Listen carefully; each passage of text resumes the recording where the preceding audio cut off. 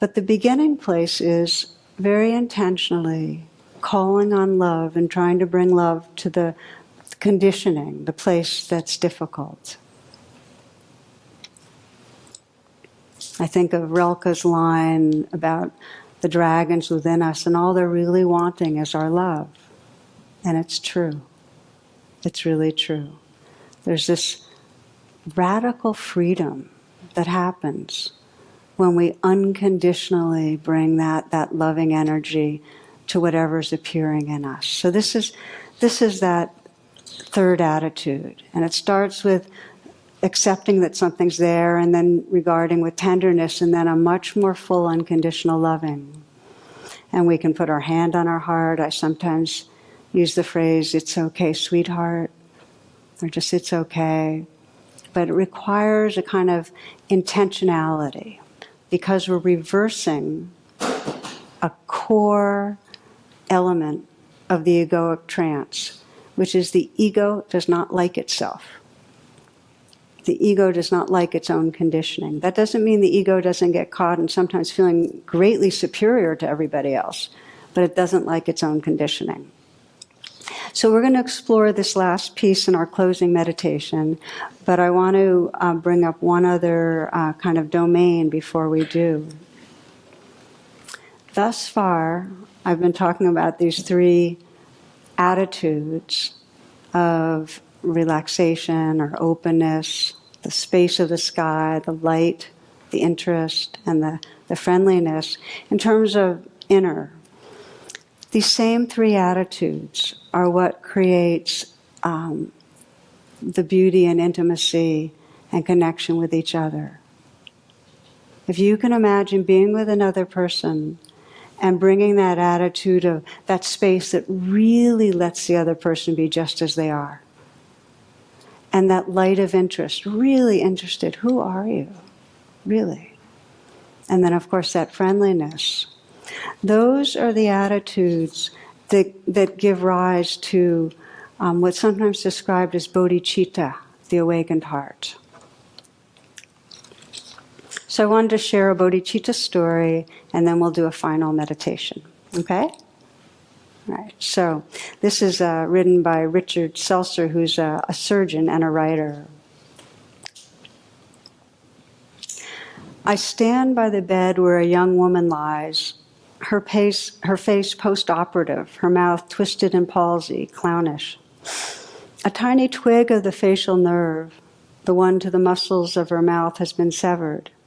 She will be thus from now on. The surgeon had followed with religious fervor the curve of her flesh. I promise you that. Nevertheless, to remove the tumor in her cheek, I had to cut the little nerve.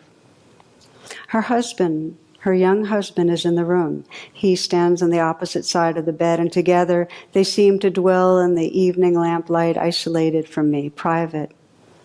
Who are they, I ask myself, he and this wry mouth I've made, who gaze and touch each other so generously? The young woman speaks. Will my mouth always be like this, she asks. Yes, I say, it will. It's because the nerve was cut. She nods and is silent. But the young man smiles. I like it, he says. It's kind of cute. All at once I know who he is. I understand and lower my gaze. One is not bold in an encounter with a god.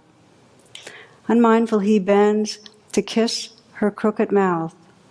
And I am so close I can see how he twists his own lips to accommodate hers, to show her that their kiss still works.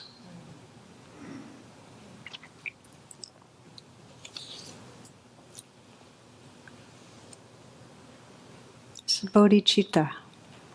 This is the awakened heart that unfolds itself naturally when we have these qualities of openness and interest and care. So if we know what matters, if we remember, if we even get a glimmer, oh yeah, what matters to me is realizing truth, is waking up my heart. In those moments, we're naturally available for these three attitudes to really carry us home. So I'd like to to close by just giving you a taste of bringing them together in just a few moments of sitting.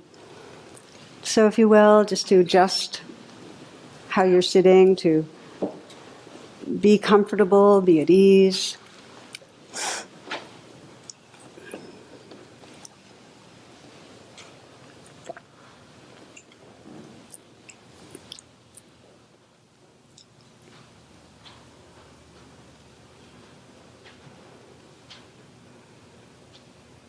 As you come into stillness,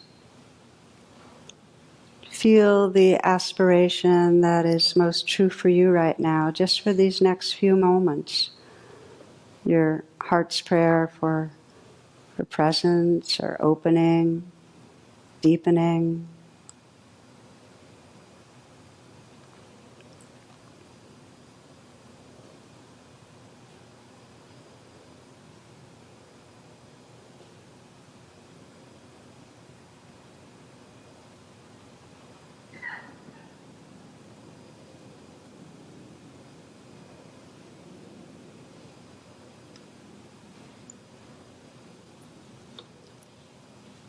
You might choose something going on in your life where you'd like to wake up these attitudes more. You'd like to have more access to them. Some situation where you'd like to really have more freedom, touch into your resourcefulness.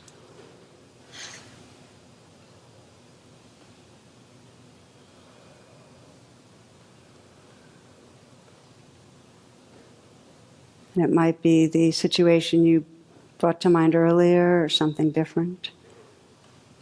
Could be a conflict with someone, some challenge in your own behaviors.